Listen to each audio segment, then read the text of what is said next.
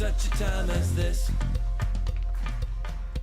And welcome to For Such a Time as This round table. Boy, do we have a topic for you. This is a topic in which a lot of people do not discuss, don't talk about, because I want to start off by saying that in America we are anti-spiritual world. But before I go any further, as always, let me encourage you to go to our web site. We're in the process of updating it.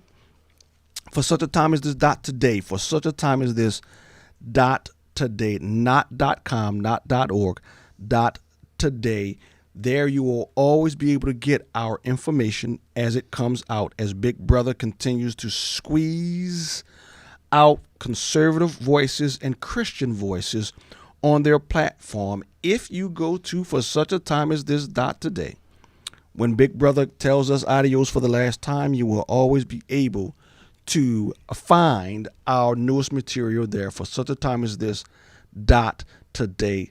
Tonight, who were the gods of the Old Testament?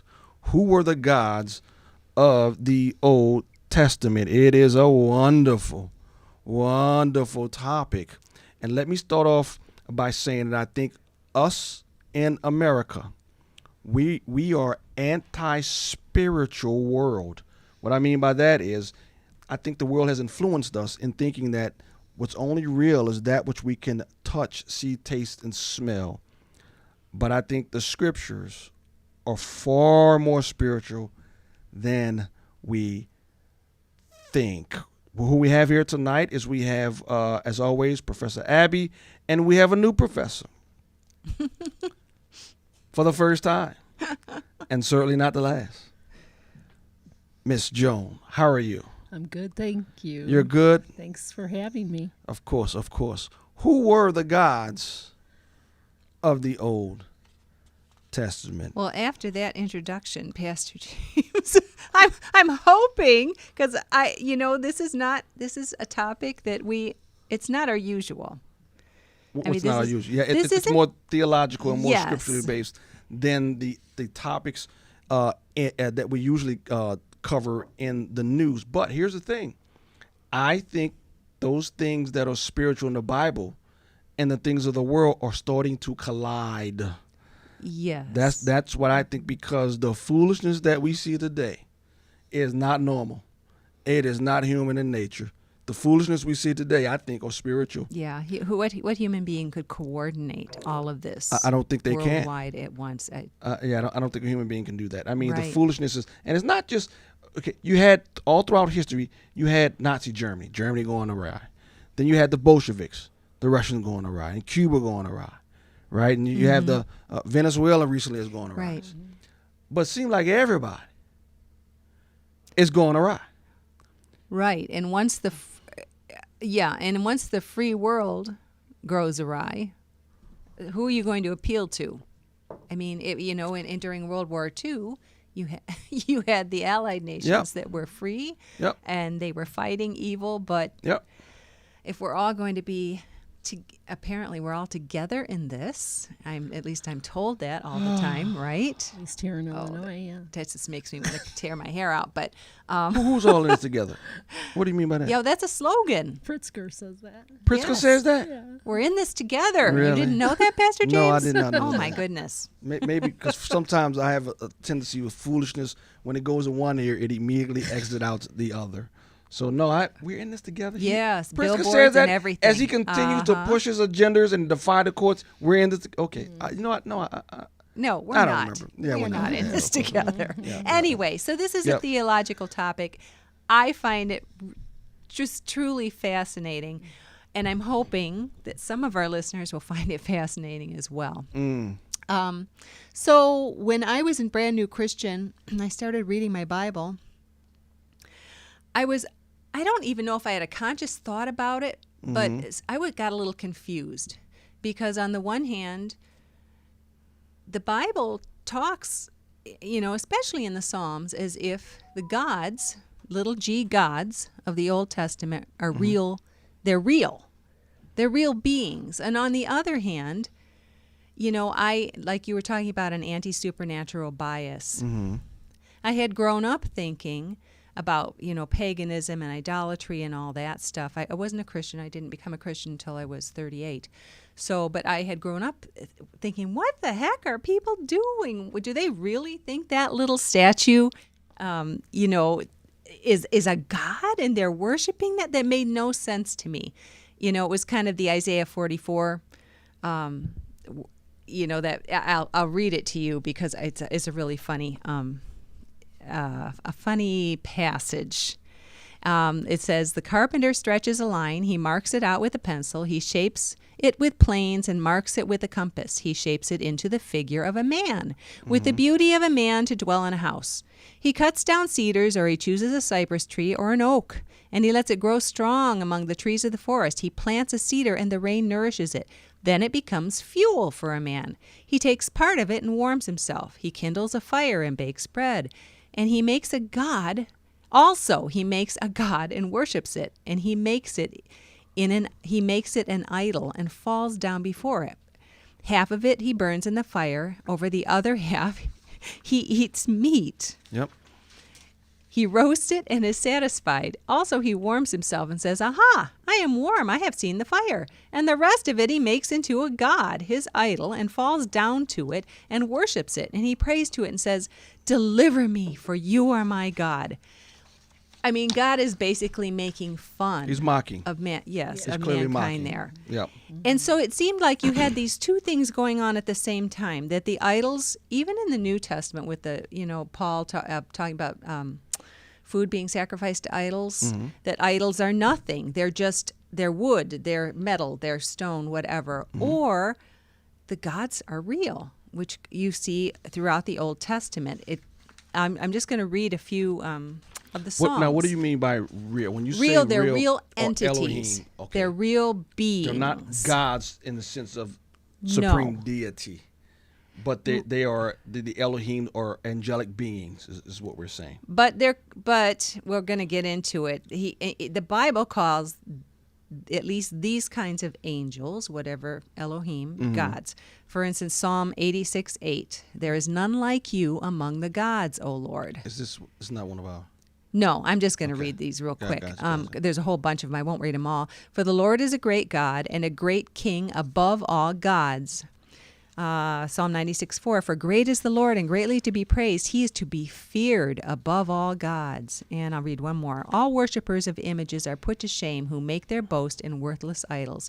Worship him, all you gods. Now that even seems like a command to the gods. And so all of this sounds like the gods are real beings. So I couldn't decide, okay, are the gods real beings? Or are they just like figments of man's imagination? Just little idols that they made and started, bowing down to. Okay, we'll get into it. Okay. So that's kind of where I was. And you're asking questions.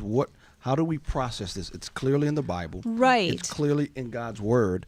What exactly are they referring to, and what exactly is the biblical worldview on these gods of the Old Testament? And not only that, I mean, idolatry, isn't that kind of the sinful theme of the entire Old Testament?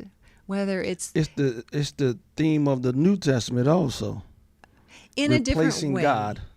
Yes. No, you think so? No. See, we live in America. Yeah. Go to India and see if it's Yes, true. Go look at the Buddha. But even in the New Testament, now, there isn't so much talk about idols and idolatry in the New Testament that I'm aware of. Am I? Am I missing something? When he goes to Athens in Acts, Yes. and he's talking about the that's gods. True. That's true. right? You're living in Rome where Jupiter was supposed to be the head of the pantheon, and now Caesar becomes a god, in which now, unless you pay homage to Caesar as a god, that was the impetus for Christian persecution. You're right. I'm Yeah. talking about it specifically mentioned in the Bible, I guess. Not that, I mean, No. obviously it was a huge factor because it was why the Christians were persecuted Yeah. primarily. Yeah. But in the Old Testament, it's everywhere. It's just everywhere. So I I don't know, about 8 years ago, I ran into the work of Dr. Michael Heiser. And he's an Old Testament scholar in the field of biblical studies and the ancient Near East. He has a PhD in Hebrew Bible and Semitic languages, along with an MA in ancient history. He taught on the college and seminary level for over 20 years, and he was a scholar in residence for Logos Bible Software for 15 years.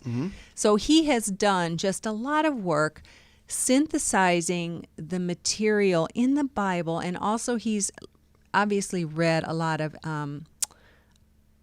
what's it called? Extra biblical texts. And he really makes it accessible to the regular person, because a lot of these sort of conversations are the kind that tend to go on, if they go on at all, they tend to go on in seminaries at very high levels. But he likes to say, we shouldn't be protecting people from the Bible. We need to tell them what it actually says.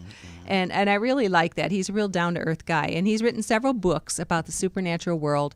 The one I have is Supernatural. That's just written for just, lay people. And The Unseen Realm is a more scholarly work covering the same stuff, but it's got all the footnotes and all the research and everything. So, but he's written a lot more than that. But this is kind of an area of his specialty. And when I heard him talk about this, it's like it sort of made some things fall into place, and it helps me make sense of certain things in the Bible. And this is going to be like a two-part thing. We're going to finish on September 15th, on that Wednesday. We'll do part 2, where we're going to look at some accounts in the Bible against this backdrop. And they're so interesting when you see them against this backdrop. And it explains little things here and there that we tend to just, when we read, we skip over. Okay.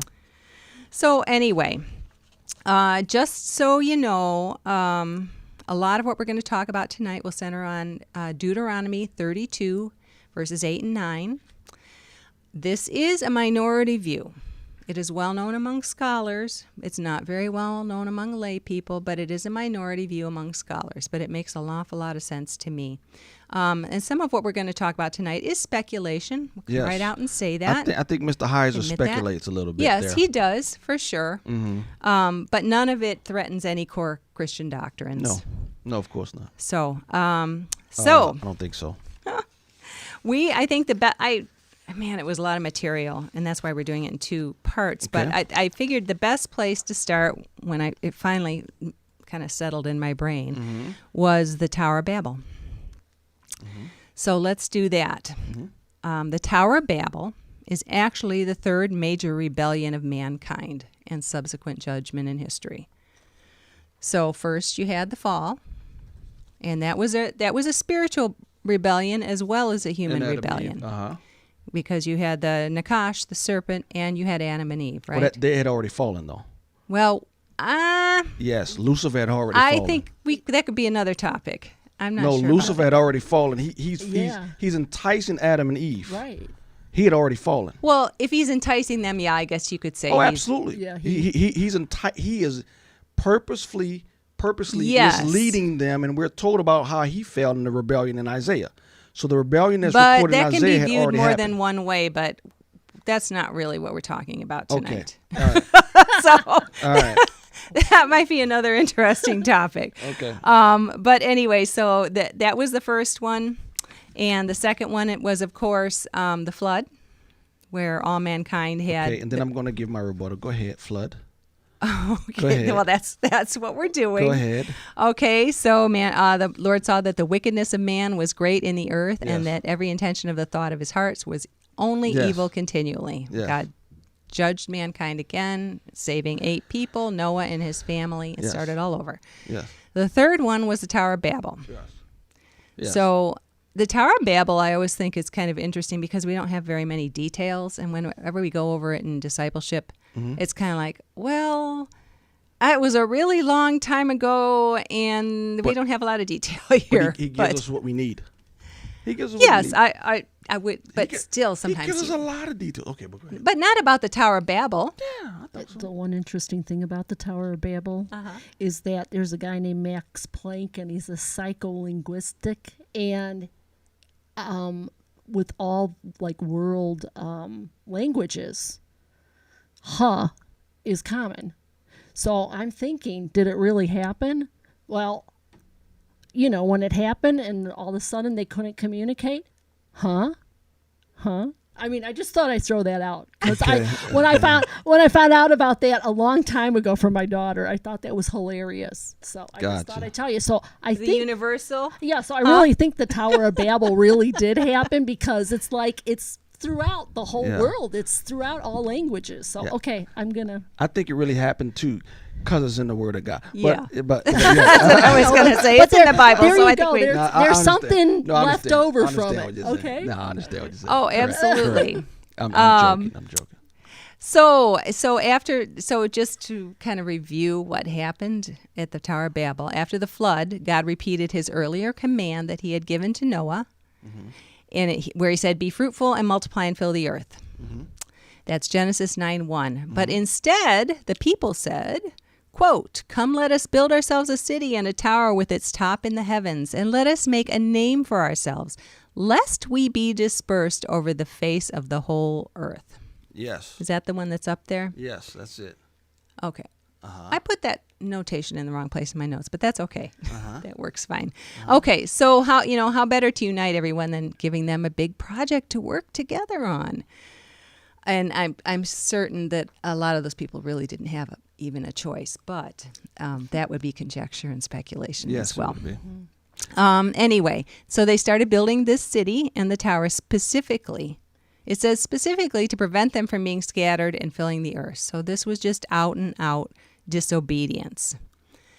Ancient towers were typically ziggurats. So here we are speculating again. Maybe it wasn't a ziggurat, but whatever the case it was a tower.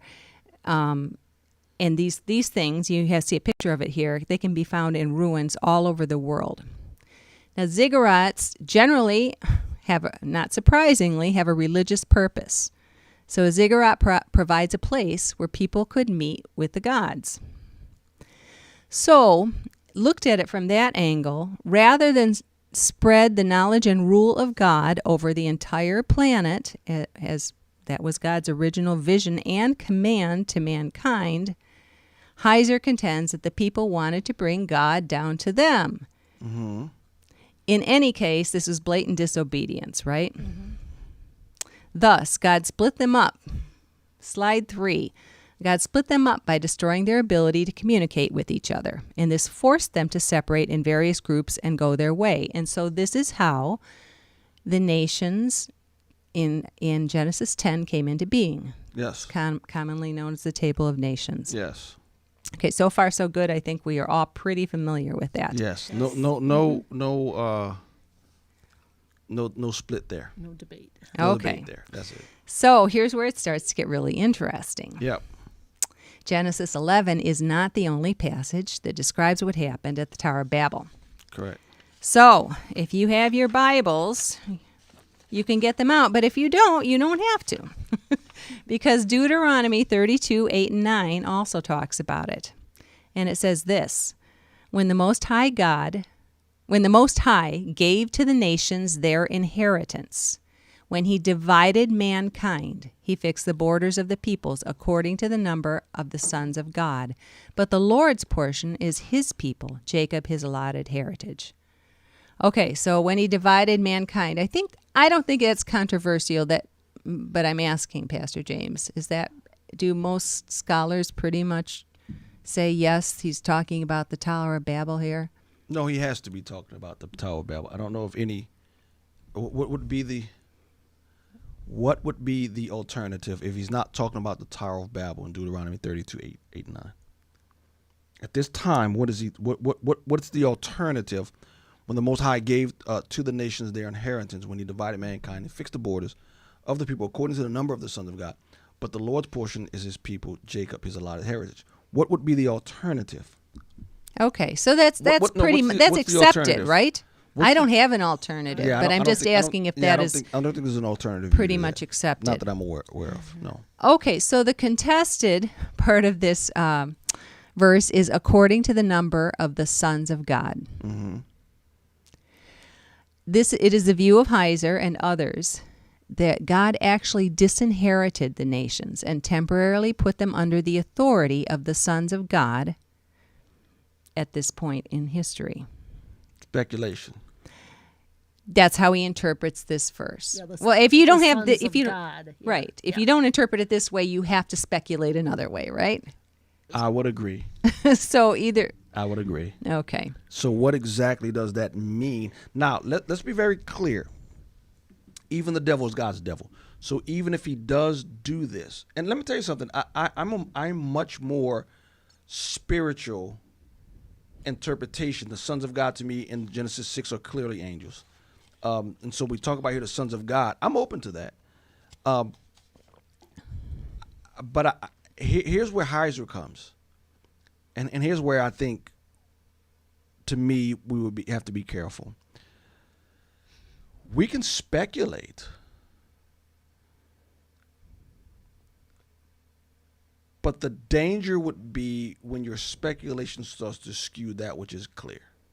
Does that make sense? Mm-hmm. Now, I'm not saying he's doing it now. I'm not saying I think he does it in other parts.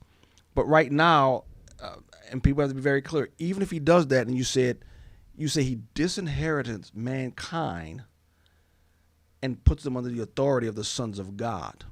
Yeah, he delegates. He delegates. Yeah, certain groups. Basically. Certain Well, you groups. guys don't want to be ruled by me. That's clear. You have rebelled now 3 times. I've had to judge you. I'm done with you. At least for now. It was No, but you say, temporarily. I'm done with you. God Temporarily. Is not, God is not done with mankind. No, he's obviously. not. No, he's not. But he believe Heiser thinks, and he's not the only one. He's not like he Sure. made this up. Sure. I'm just saying, clarify what you mean by done with mankind. That's I'm not going dangerous. to interact with you directly, right? Taking a for a break. while. Taking a break. Yes, I'm going to delegate. God takes a break for mankind. I am going to delegate. Mm-hmm. I'm going to put you under the sons of God. I'm going to split you up according to the number. That's what it says.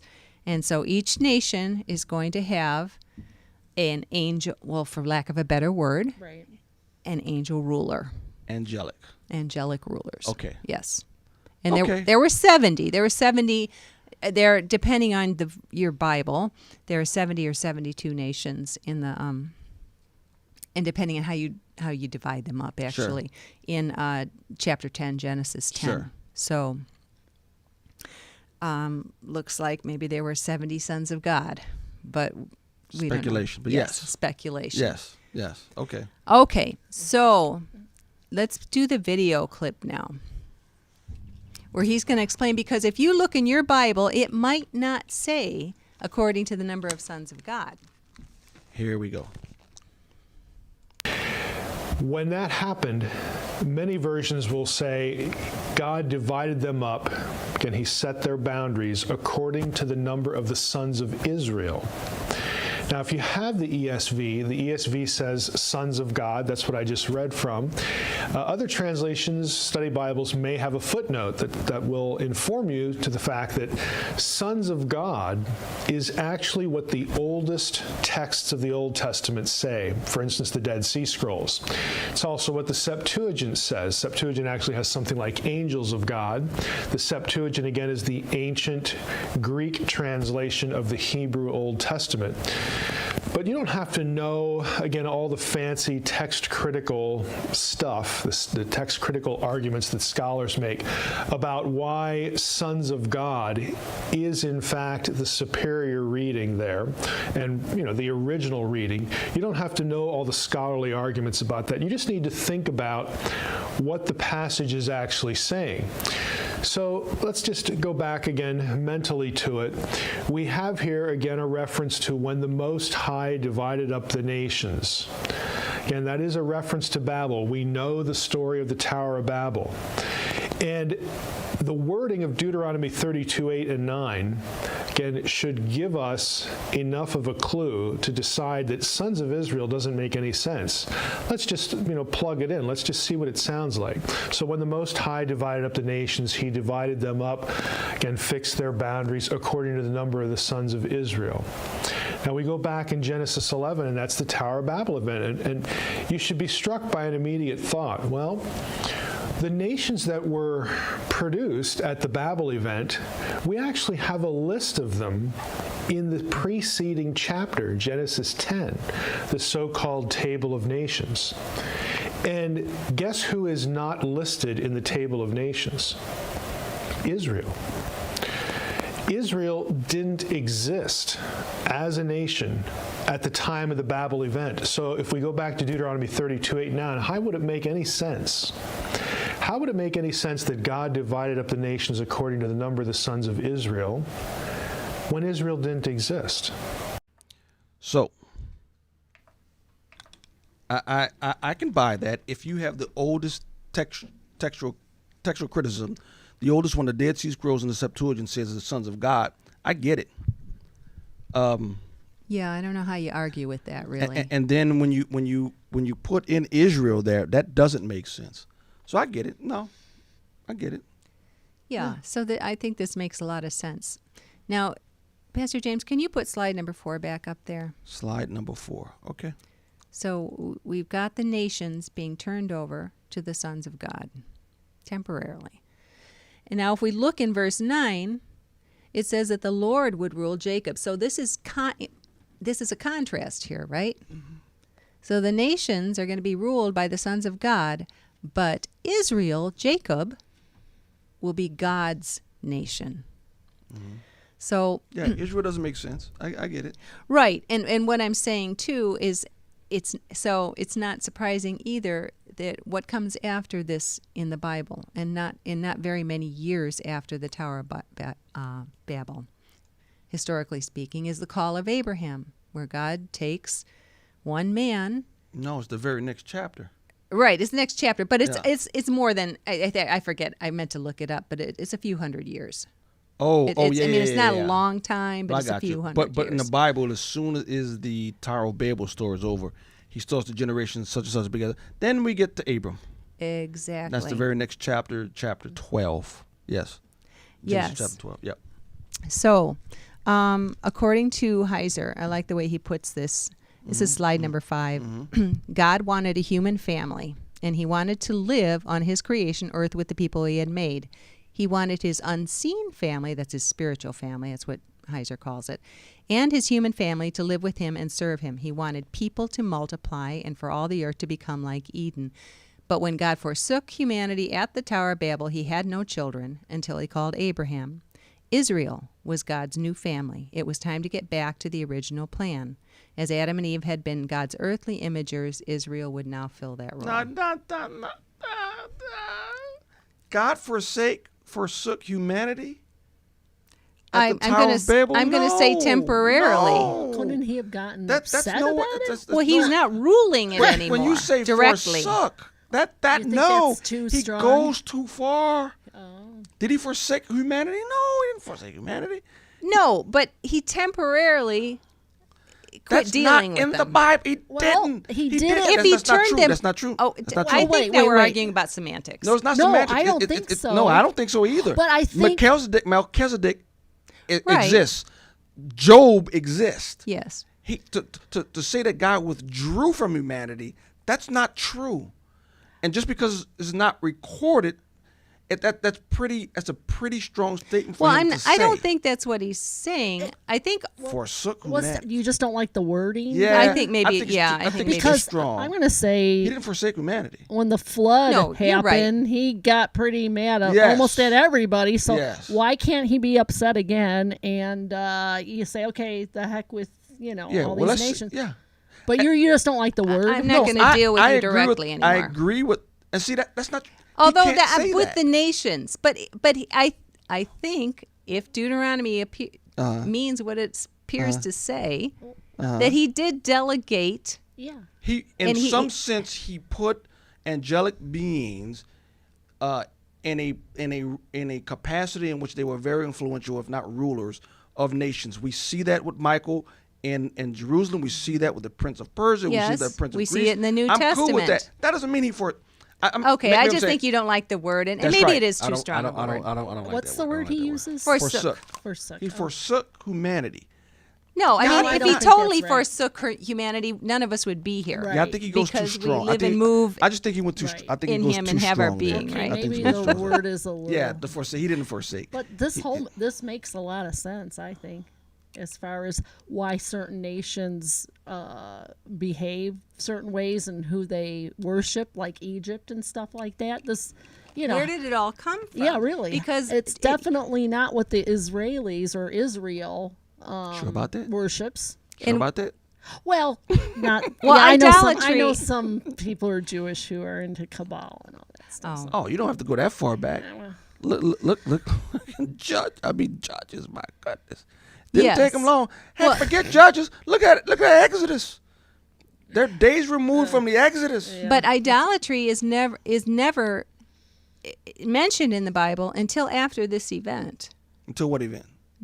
at Babel.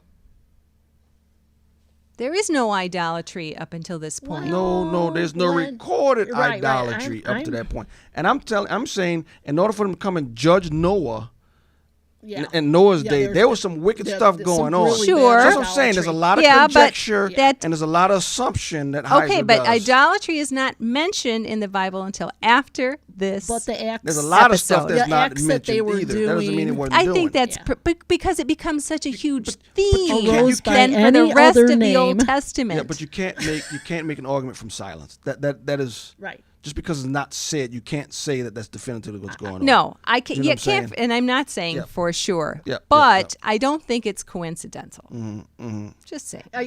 The word idolatry or what? Because Yeah, I mean, well, the even actions, worship. Yeah, either no, no. way. Well, the actions of mankind before Mm-hmm. the flood, definitely they were into idolatry. They were doing a lot of Well, it bad doesn't things. say that though. But yeah, but you have to. I think you have It to. says wickedness, You have but to extrapolate that. I think. okay. Well, I there we think. go. Speculation.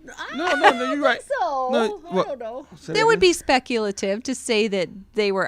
I don't think there were any Say what? atheists walking around. They were before. idolatrous. Yeah, before the flood. Before the flood, I would say so. Big There- time, right? there's But no. if you define You're idolatry. but that's pure speculation because the Bible doesn't say anything. Well, forget like idolatry. that. They're living with demons. Yeah.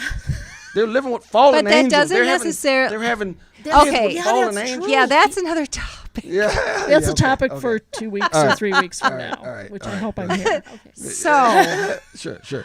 idolatry makes its appearance. Forget in the idolatry. They were Bible living with the daggone angels. But okay, after- go ahead. That's not the same thing, Pastor James. No, I got you. No, I got you. After I got you. Babel, I got you. along Yeah. with the call of Yes. Abraham. Yes. Oh my goodness! She just All is right. reading it. Yeah, go She's ahead. not saying know, it. I know. I know. Go ahead. Okay, Go ahead. No, and go ahead. Go let's ahead. see. Go ahead. I'm Go ahead. trying. Okay, I want you to pull up slide 14. Let's hope Oh, I this don't is know the which right one. Yeah, that's it. But beware, and beware. Okay, lest you. This is Deuteronomy. No, I think it's Deuteronomy again. It is. Deuteronomy 4. Yes. And beware lest you raise your eyes to heaven, and when you see the sun and the moon and the stars, all the host of heaven, you be drawn away and bow down to them and serve them, things that the Lord your God has allotted to all the peoples under the whole heaven. There we go again. It says, let's see, all the host of heaven, talking about worship, you be drawn away and bow down to them and serve them. And then it says things that the Lord your God has allotted to all the peoples under heaven. So basically that's another way of, that's basically a repeat of 32:8. Right? But the Lord has taken you and brought you out of the iron furnace, out of Egypt, to be a people of his own inheritance as you are this day. Okay, and likewise, Deuteronomy 29:6. I don't know if you have a slide for this one. Do you? You should, but I had so many slides going today. I didn't know which way was up. So I'll read it. Then the people will say, it is because they abandoned the covenant of the Lord, the God of their fathers, which he made with them when he brought them out of the land of Egypt, and went and served other gods and worshipped them. Here we go again. Gods whom they had not known and whom he had not allotted to them. No, I'm perfectly, and I agree. I am perfectly on board with demonic influences to whereas they influence power. You look at Egypt. There's a reason why God writes Egypt, and when Moses does the supernatural with the serpent, they did the same thing. And I've read commentaries where they said, well, they made some snakes hypnotize them where they were rigid, and they were just well, that's I mean, okay, but that's not what the scriptures say. There seemed to be something Right. supernatural Right. that happened. In Job, there was a supernatural wind and supernatural fire that killed all 10 of his kids in the same day. And so the devil does exercise power. The demons can and do exercise power. I'm cool with that. But I'm saying we got to be careful when because I've looked at some of his videos and I've read some of his things.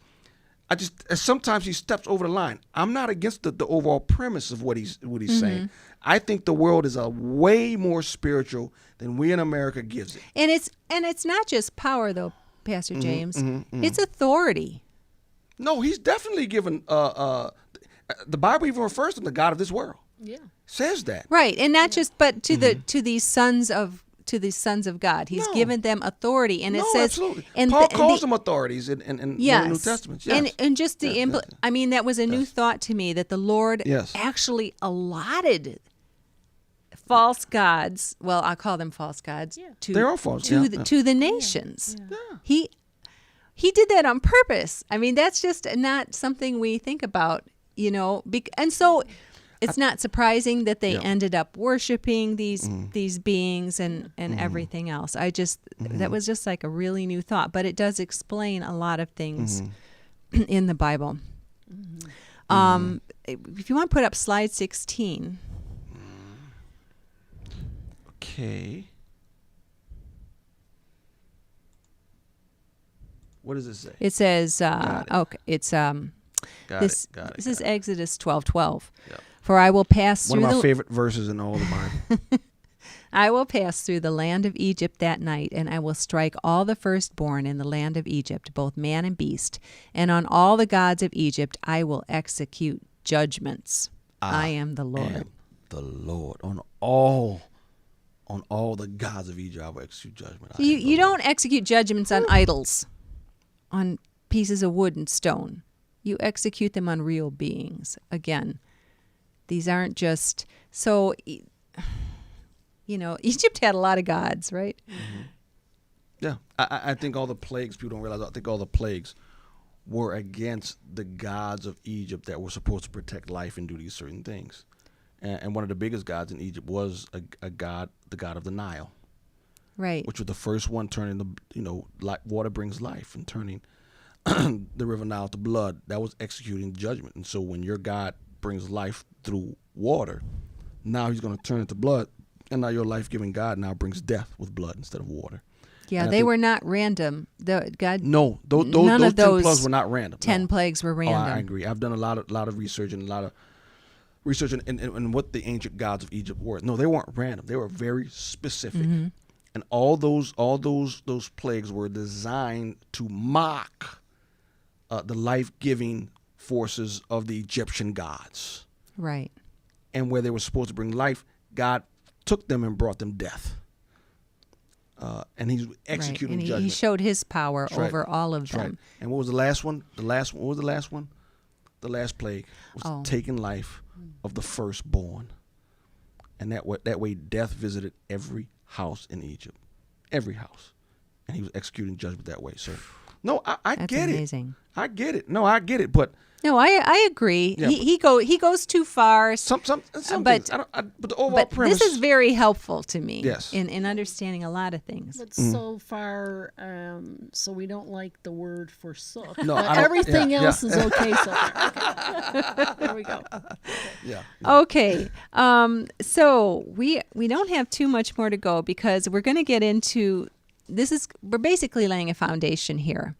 On September 15th, we're going to talk about specific accounts in the Old Testament and how this intersects. And that is, I really found that to be so exciting to me. I don't know why. Say that It just again? touched What's me. We're going to talk about this. He calls it. I think he called it Deuteronomy 32 worldview. Okay. That is the background. That is the foundation. We're going to look at some specific accounts, historical accounts in the Old Testament, where this kind of comes into play, and they aren't things you would typically notice just reading through. We skip over these things. So, but I want to kind of close up by talking about the New Testament. So, and he calls it cosmic geography. That these how do you say these nations, they are also tied to specific land, so that these rulers, these angelic rulers, these sons of God, are tied to specific land. And Israel, and the land in Israel, the promised land, now that's Yahweh's land, and everything else is not. So Paul also he uses a variety of terms that suggest geographical rulership: authorities, powers, thrones, principalities. If you want to put up slide 10, we just have some verses from the New Testament. For we do not wrestle. There we go.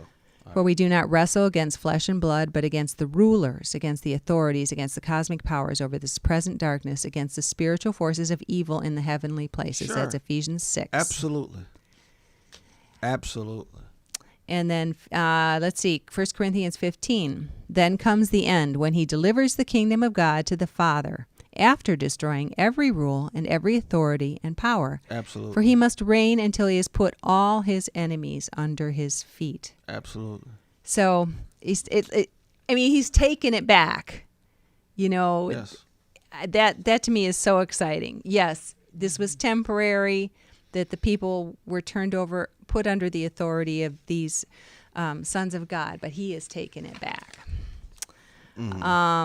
Far above all rule and authority and power and dominion, and above every name that is named, not only in this age, but also in the one to come. And he put all things under his feet and gave him his head over all things to the church. So, and Colossians 1:16. For by him all things were created, in heaven and on earth, visible and invisible, whether thrones or dominions or rulers or authorities. Absolutely. All things were created through him and for him. Absolutely. 100%. So let me get to some comments real quickly. Yeah. Because, you are, Abby, you are stoking up some stuff. So not in a bad way. So here's what he says. So Philip M. says, I think you are getting caught up in the word forsake, talking about me. Yes, you are right, Philip. To say God forsake humanity, I have a problem with. You're right. But he says, look at what happened to northern tribes. The northern tribes of Israel that rebelled, they were divorced by Yahweh. I get you. They were divorced, but I get you. But divorcing the 10 tribes of Israel, can you say he forsook? I don't like that, because I think you see the 10 tribes coming back to him in Revelation. There's a covenant there. God is never going. Well, the Mosaic covenant was ended. Yeah. It was ended. I know. I have a different view of the book of Revelations than you do. Yes, so okay. I think that actually you're right. Mm-hmm. And then the church age came. And then we're going to all be raptured. I know, No, and I believe in a rapture. And then, but then But God we is going to just finish disagree his where it's gonna covenant. happen. Yeah, he's going to finish his covenant with the Israel. So they're going to be around when the Antichrist, not us. Okay. Sure, I got you. I hope you're no, right. I got you. Yeah, I sort of hope So you're no, right. you're right. He ended that covenant, and then we came. But anyway, Yeah. I'm sure everybody's disagreeing with me on the chat. So Why is that? Not necessarily. No. Why is that? No, why you say that? Why you say that? Let's see. Philip M. says, you're not reading from the unseen realm. Dr. Heiser was writing more colloquially and supernatural. What does that mean? Yeah, what does that mean? colloquially, it's more for laymen. So yes, the unseen realm is the scholarly book that does with all the footnotes and all from the. his book is the Unseen Realms. It's both. God. He wrote supernatural for just Okay. people like me. Yes, and Joan. Okay. And he wrote for the more scholarly crowd in Unseen Realm. Yes, that is true. Same material, though. So, okay. Okay. Okay. All right. And running. Oh, yeah. Running with Endurance says this theology can get very wonky very quickly. And yes, many Christians have been led astray fighting for territory. Now, we're never commanded to do that. And against demons of those territory. I have seen that. And I have heard I have that. not seen that. Really? No, I haven't seen that. I have. Now, Dr. Heiser said the way we're supposed to fight is with the gospel. And he's exactly right. We aren't supposed to call these, sometimes you see Christians, Yes. I rebuke you. That's dangerous. Don't do that. Don't do that. Yeah. Yeah, don't do that. Don't do that. Don't do Bible's that. pretty clear on that. Yeah. Yeah. So this, like I said, September 15th, if this interests you at all, tune in again because we're going to talk about some bring really my cool historical husband. accounts with this as the backdrop. What's the? I'll bring my what's that, husband. Joe? I hope my husband's going to come. Yeah. That's good. Yeah.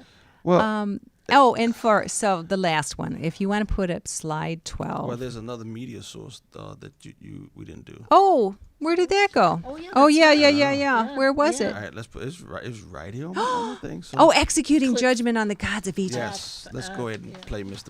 Okay. Mazahaiser. Here we go. Wait a minute. I'm quick. All right, here we go. How hollow is this statement that on all the gods of Egypt I will execute judgment? How hollow, how pointless, how meaningless is the statement if the biblical writer really thought that the gods of Egypt were not real? Okay, we know from biblical theology that they were real, they are real, okay, that these are divine beings that are under judgment, yes. Psalm 82, again, talks about the judgment of the gods, even the death of the gods, Yahweh's enemies. It puts it at the eschaton in the day of the Lord, which is yet future. But as it stands right now, this is the biblical worldview. And we're going to talk about how it relates to today. And then he goes on in the talk there. So, no, I agree. Executing judgment on the false gods of Egypt. I do believe they are more than just wood. I believe these demons were exercising and doing a lot of things that were supernatural. I think they're doing it today. Oh, absolutely. I think they're doing it today in supernatural realm. So, but we Americans, whatever. Well, the last slide, I wanted to end there because I think it's a great thought. It's from Colossians 2, 14 through 16. It says, by canceling the record of debt that stood against us with its legal demands, this he set aside, nailing it to the cross. He disarmed the rulers and authorities and put them to open shame by triumphing over them in him. Absolutely. So, and I think I think the sons of God is who he's talking about here. No, the angelic beings who are ruling. Yeah, I here's the thing: the most conservative Christian, you will not get any pushback from that. The question is, well, you'll get pushback is how much influence are they exerting today? Those who are overseas, those who are in the Middle East. I know. There's this one guy who I knew from Egypt who's sitting there and says, "You Americans, boy, you guys don't. You ascribe everything to a disease and you drug yourself up." He said, back home, we recognize that a lot of these physical ailments, particularly one of the mentality, he said, that's demonic. He says, and my old ignorant mother, who was a believer, they would come to the house and we would pray over them and whatnot and they would heal them and go on about their way. Now, whether, you believe them or not, different people in different parts of the world look at the world totally different. Totally different than we do. We try to explain away a lot of things physically. Even Christians try to explain away a lot of things from a physical nature instead of a spiritual nature. But the Bible Does that is a make sense? supernatural book. I mean, we How about God is a God supernatural that God? was going to be my second. Yeah. We're super. Yes. I mean, we Yes. are material and we're spirit. Yeah. We are supernatural. Oh, absolutely. Right. So Absolutely.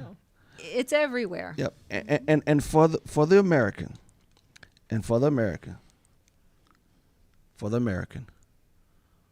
when he says, "For those who worship him must worship him in spirit and truth, for such the Father seeks." God is spirit, and those who worship him must worship him in spirit and in truth. The spirit clearly is the unseen world, right? That's what spirit means. Spirit as it relates to material. So the question comes out this way, Abby. It says, so this is getting us getting you to the title of the show. Who were the gods, Abby? Who were the gods? Fallen angels or demons? They were the sons of God, and yes, they were fallen. And we are going to. Now- There are a couple psalms that make that very clear. Yes. Now, Meg, you're saying fallen angels / demons. That demons are fallen angels, and I think Heiser sort of separates the two. We'll get into next time, I'm assuming, right? Well, we're not going to get into all the details. All the details? No, well, yeah, we're not going to talk about the difference Yeah. according to. So answering the question there, who were the gods of the Old Testament? It seems to be an administrative. Is it fair to say administrative group of fallen angels by which God assigned them some sort of administration or rule over the nations on earth? I think that's what Deuteronomy indicates. Sounds good to me. I think that's what it says. Yeah. You didn't, Abby. You didn't put up there. I think one of the most famous of the verses, right?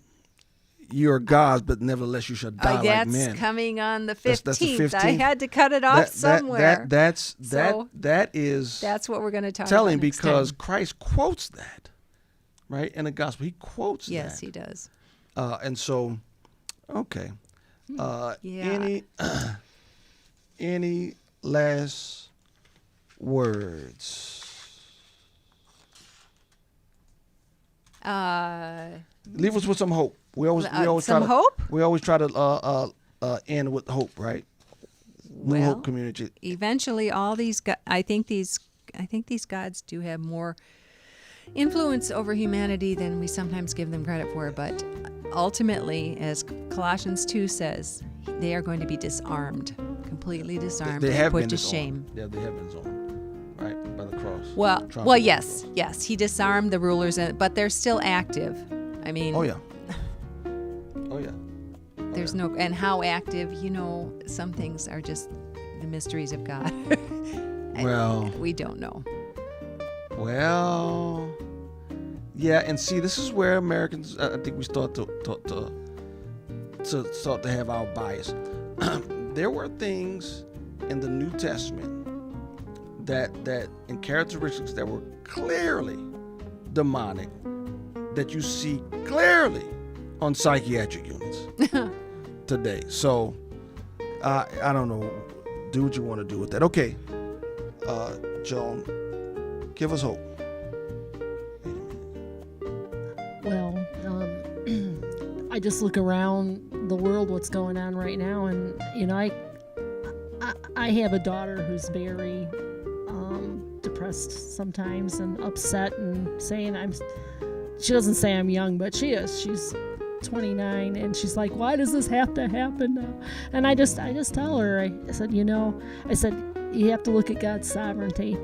And the thing here is this, that we know that there is, the victory is going to come. Absolutely. And we don't, please don't be depressed about this. Just lean on Jesus. And his name is so powerful. When you get an attack, just say the name of Jesus. Yeah. It happened to me. I'm a very upbeat person, but last week I just woke up and I was like, wow, I just felt something heavy on me. And I just say the name of Jesus, and I have to say it sometimes a lot, and it goes away. That his name is powerful. Yeah. And we know that someday, even on this earth, all knees will bend to his name. Absolutely. But right now, we have to bear it right now, but Absolutely. there is hope. Absolutely. God has already won. Victory is Yes. already assured. How we get there, we're not sure, but we are sure that we win. And so he's already disarmed. He's already won. Victory is already ours. The only battle I think that most believers have is, do you believe him? Or do you believe Fox News and CNN? Right. Right? Who do you believe? Who do you believe? There's going to be some times of trial, some times of struggle, but the victory is already won. He's already disarmed them. The enemy and the spiritual forces of darkness in your mind and in your heart, they only have as much power as you give them. Right. I'm not saying at some point they won't take your job away, and I'm not saying at some point they might not take your head off. It depends on what kind of eschatology you have there. John, I think we're losing our heads. You think we'll be raptured, but I'm hoping. I'm not saying, no, Joan, I'm rooting for you. I'm rooting for you against me. We'll be there together. I'll see you going up there too. I'm rooting for you. I think you're wrong, Joan, but I'm rooting for you. I am rooting for you. Not to say they won't do that, but when it comes to the anxiety and depression and just the mental anguish and the emotional devastation, they only have as much power as we give them. We cling to him, the joy of the Lord. He will give us that peace that surpasses all understanding. Thank you all. Yes, thank you. Thank you. Thank you, Joan, for being Yes, with Joan, us. thanks. Hopefully this is not the last time. I don't know, she might not want to come back. But okay. All right. Be blessed, and remember, Jesus is the Lord of Lords and King of Kings. Good night.